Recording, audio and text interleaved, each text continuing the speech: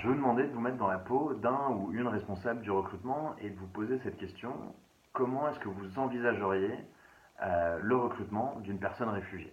Ou y auriez-vous même pensé pour répondre à vos problématiques de recrutement? Alors, malgré l'ultra-médiatisation de cette question, pas forcément. Alors, il faut savoir qu'en France, en 2017, on a plus de 43 000 personnes qui ont obtenu ce statut, dont 40% sont qualifiées. Et pourtant, 75% d'entre elles connaissent le chômage de la première année et un déclassement systématique. Et ce, malgré les 200 000 offres d'emploi à pourvoir sur le marché du travail en France. Et on pense souvent au cas voilà, d'une personne qui était directeur d'entreprise, journaliste, archéologue, et qui, en arrivant en France, devient caissier dans une supérette ou travaille à la plonge dans un restaurant. Alors pourquoi ce gâchis de talent? Alors d'abord parce qu'il y a une réelle difficulté à crédibiliser les parcours d'insertion et les expériences de ces personnes. Ensuite, on a des canaux de recrutement traditionnels qui sont aujourd'hui inadaptés par rapport au profil atypique de ces personnes. Et ensuite, on a une méconnaissance du statut de réfugié et de l'employabilité de ces personnes par les entreprises qui ont toujours plus de difficultés à concrétiser leur projet de recrutement, faute de motivation, d'engagement et de pertinence des profils.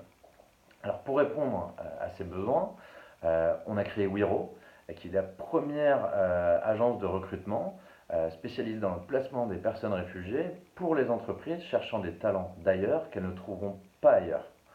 Alors notre solution, donc on propose une solution 100% dédiée aux entreprises pour les mettre en relation de manière directe avec les personnes réfugiées, en se basant sur 3 grands axes.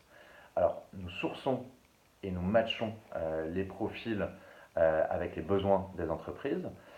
Nous nous assurons de la pertinence de ces profils grâce à un accompagnement qui est effectué en fait par tout un écosystème de partenaires, donc associations, organismes d'hébergement, qui accompagnent, valident et enrichissent les profils de ces personnes réfugiées.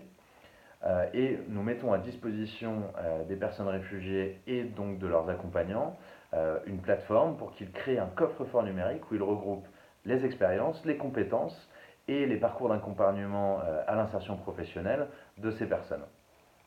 Et alors, notre but, c'est de créer une véritable nouvelle alternative crédible pour les entreprises en mal de talent et qui cherchent à sortir de leur logique de clonage.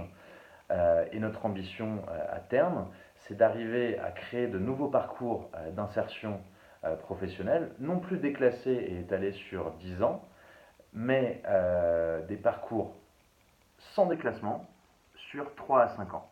Et ce, grâce justement à cette mise en réseau de l'ensemble de l'écosystème via cet outil numérique qui va permettre de structurer un écosystème actuellement complètement atomisé.